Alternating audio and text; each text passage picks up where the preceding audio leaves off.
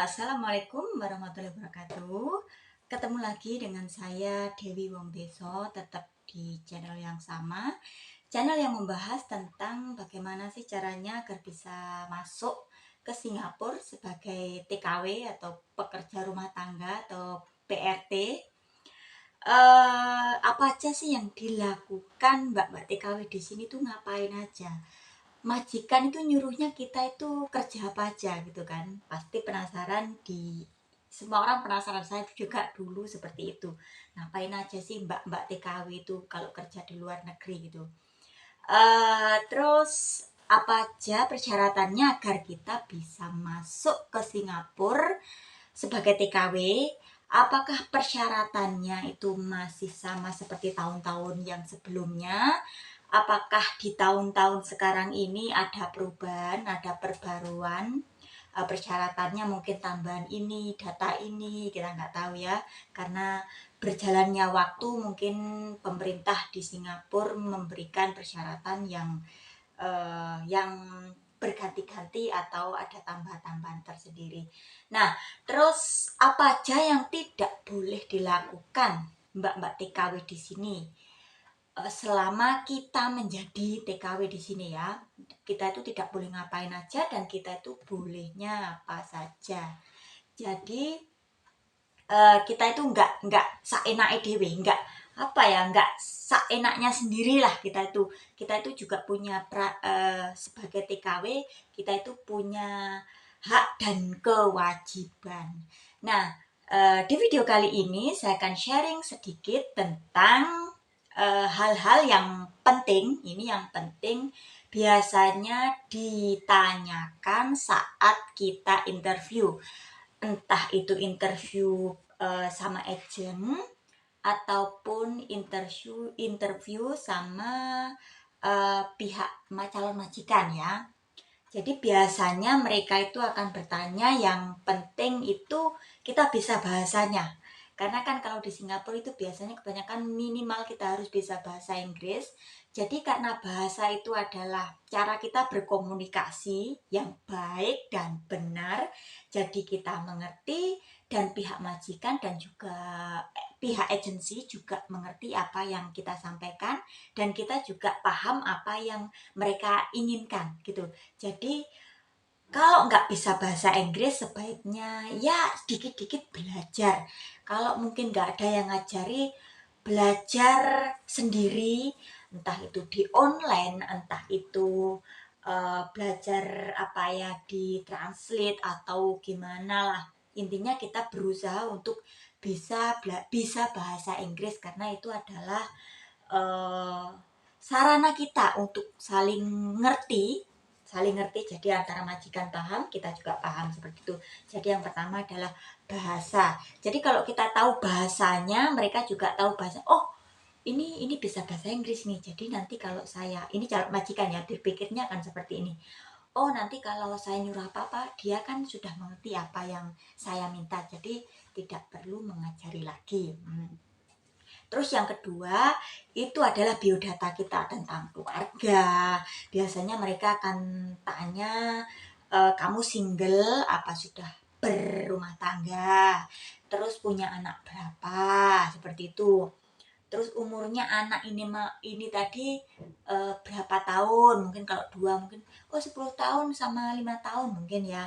Terus biasanya mereka akan bertanya, anakmu itu tadi kamu jaga sendiri apa ada yang membantu gitu kan. Kalau kamu jaga sendiri berarti kan mereka juga akan berpikir gini, oh berarti kalau kamu saja jaga anakmu sendiri berarti sudah bisa, maksudnya sudah tahulah cara jaga anak lagi, seperti itulah. Terus yang kedua adalah pengalaman kerja.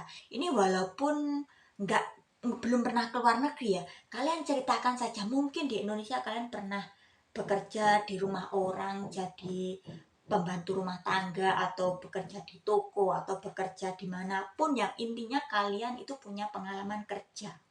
Kalau kalian pernah, mungkin saya pernah jaga anak loh di Indonesia, kalian ceritakan walaupun nggak di luar negeri ya. Jadi mereka itu setidaknya ini orang ini pernah kerja di tempatnya orang dan jaga anaknya orang. Oh, berarti sudah pernah menjadi kepercayaannya orang, ya, majikan yang di Indonesia tadi. Terus sudah tahu lah caranya kerja gitu, sudah tahu. Jadi majikan itu akan mempertimbangkan itu juga sangat penting ya.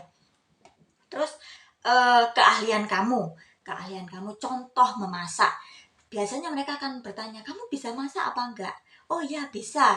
Terus kamu biasanya masak apa aja? Ya, saya masak Indonesia food, masakan Indonesia. Atau mungkin kamu belajar masakan seperti luar negeri, mungkin masakan Cina, atau mungkin masakan ini biasanya yang sudah X ya, biasanya sedikit-sedikit bisa sudah bisa masak lah, masakan Cina.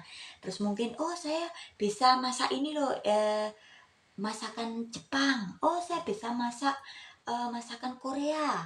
Jadi, wah, anak ini bisa, ternyata ini bisa, pengalamannya bisa masak ini. Oh, jadi nanti saya bisa merasakan banyak makanan dan banyak rasa dari berbagai negara. Jadi itu juga poin penting ya, yang kalian itu adalah skill kalian, keahlian kalian. Jadi kalian beritahu mereka gitu loh, beritahu calon majikan supaya oh, aku ini bisa masak ini nih gitu. Terus uh, apa ya? Terus packing itu merapikan barang. Oh, saya bisa merapikan ini, mungkin buku, mungkin pakaian, mungkin lemari, apa, kulkas, atau mungkin barang-barang rumah tangga seperti sendok garpu. Saya bisa merapikan yang rapi, yang sangat apa ya, nggak berantakan lah, intinya saya bisa merapikan gitu. Oh ya, jadi itu juga pertimbangan untuk calon majikan yang mau mengambil kamu. Jadi kamu harus meyakinkan mereka gitu loh.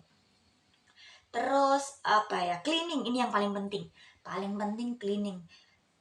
Ya paling, karena mereka akan yang mungkin bahasa sama tinggal ngajari sama kerja. Mereka akan pikir, oh, cooking, masak, bisa kerja sambil nanti tak ajari begitu kalau majikan ya. Terus kalau cleaning ini tadi, oh, saya bisa contoh kan, saya bisa ngepel, saya bisa nyapu, saya bisa cuci piring, atau saya bisa bersihkan lemari, saya bisa bersihkan jendela, contoh ini tadi contoh. Terus saya bisa cuci mobil, atau intinya semua pekerjaan rumah tangga itu kan kebanyakan kan cleaning, membersihkan. Jadinya kamu beritahu mereka, kamu yakinkan mereka kok saya bisa mengerjakan ini gitu.